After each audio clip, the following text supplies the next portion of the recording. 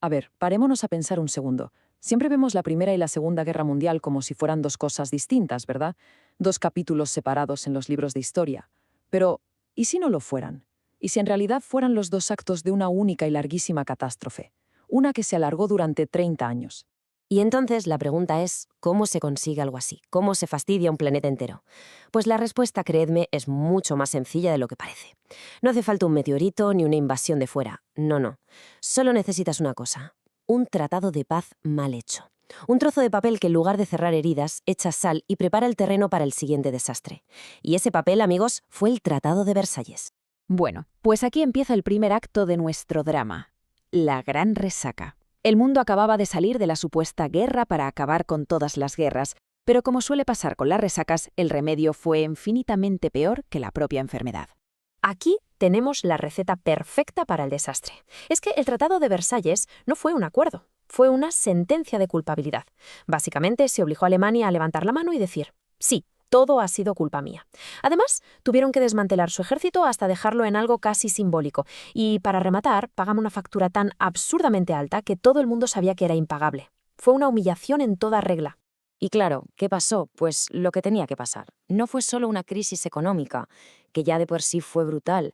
Hablamos de gente usando fajos de billetes para encender la chimenea porque valían menos que la leña. Fue, sobre todo, una humillación nacional. Un rencor que se fue cociendo a fuego lento durante años, creando el caldo de cultivo ideal para que aparecieran salvadores con soluciones muy, muy peligrosas. Y como no podía ser de otra manera, cuando un país entero se siente humillado y está en la ruina, siempre hay alguien que aparece prometiendo arreglarlo todo. Así que demos la bienvenida al Club de los Dictadores, los nuevos y terribles gerentes del caos. El primero en apuntarse al club fue Benito Mussolini, en Italia. Un tipo que venía del socialismo, pero que un día decidió que lo que de verdad molaba era el nacionalismo extremo y la disciplina militar.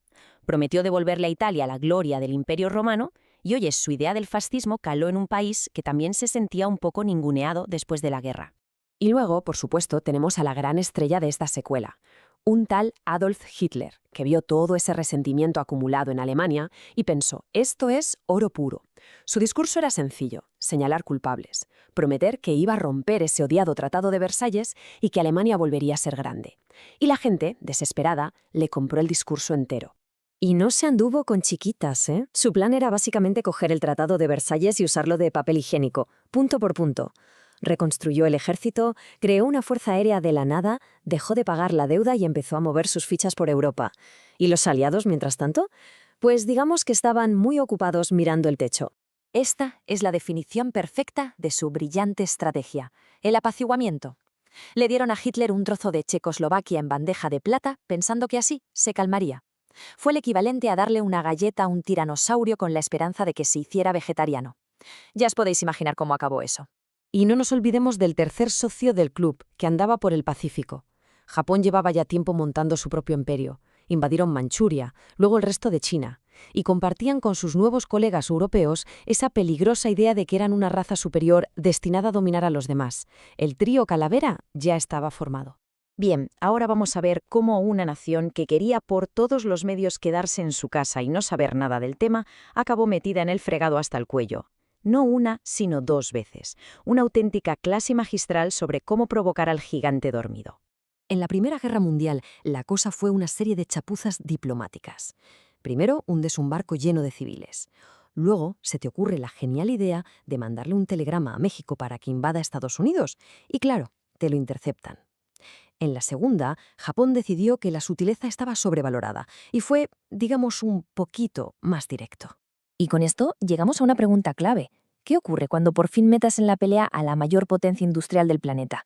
Cuando todas las piezas, ahora sí, están sobre el tablero y la partida vuelve a empezar de verdad. Pues lo que ocurre es esto, la secuela que absolutamente nadie había pedido, pero que todo el mundo se tuvo que tragar. Una versión más grande, más ruidosa y, por supuesto, muchísimo más destructiva que la original.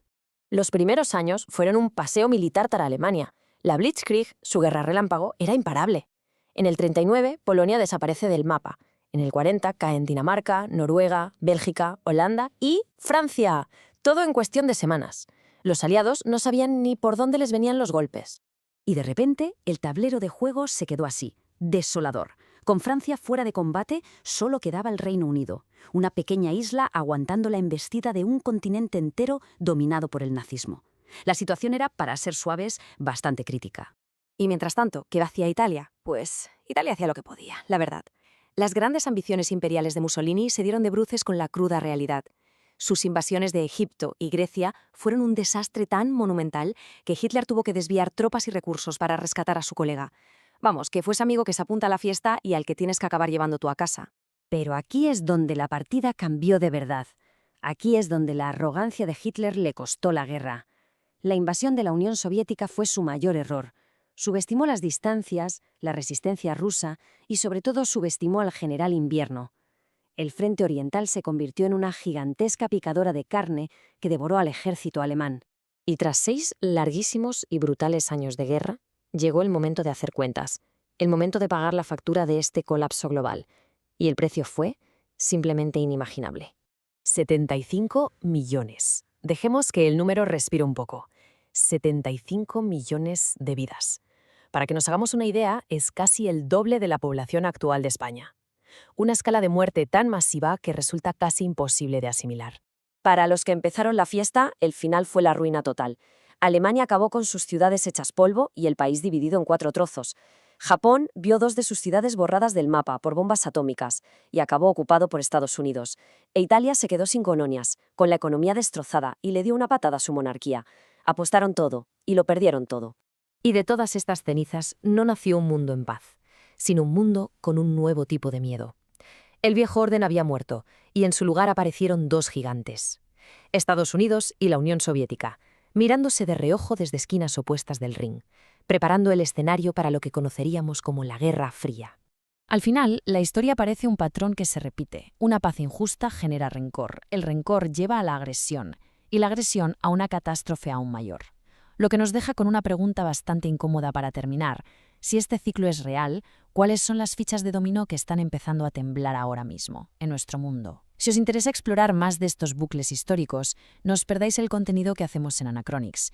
Y por supuesto, si os ha gustado este análisis, suscribíos para no perderos los siguientes.